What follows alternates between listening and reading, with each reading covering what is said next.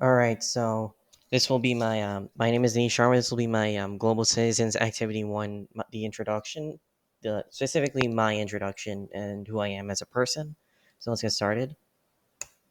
All right, so it's a pleasure to meet you. My full name is Anish Yashpal Sharma.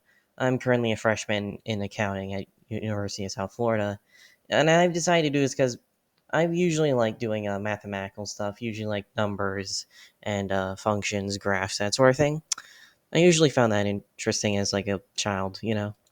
In terms of extracurriculars I'm involved with, I'm a member of the USF Esports Club, where usually I go to meetings whenever I can. Usually just, make some friends and relax a little bit. I, get some stress out the mind. It's good to make friends in this environment, I believe.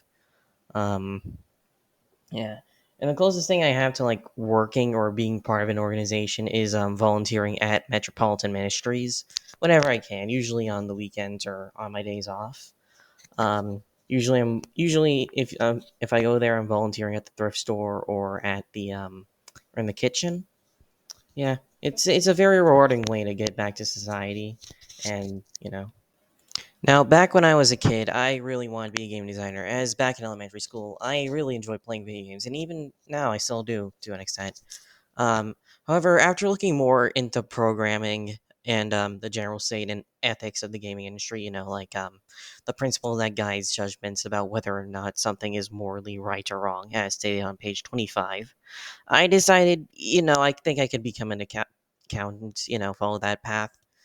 And I did this mostly just because not only am I like really good at math, so I'm really good at that sort of thing, but also because I believe it has a more productive, more productivity behind it, as there's going to be more productive in group to engage with, in group being a group of people which a person identifies with, as stated on page 35, as well as it being a better way to hone both my small group communication and public communication skills. Small group communication being communication occurring within small groups of approximately 3 to 20 people, as stated on page 17, and public communication being communication directed at an audience that is larger than a small group, as stated as well on page 17. Now, in order to succeed in this class, I believe that there are two major points of priorities I have to do in order to succeed, to say the least. So my first point is to practice for emphasis. So by constantly going to McGraw Hill through the textbook, through all the questions that have been laid out by Dr. Kirchabel, um, I believe I can be able to hone all my skills in terms of that in this class, and as well as improve my knowledge about communication. Get a better understanding of it.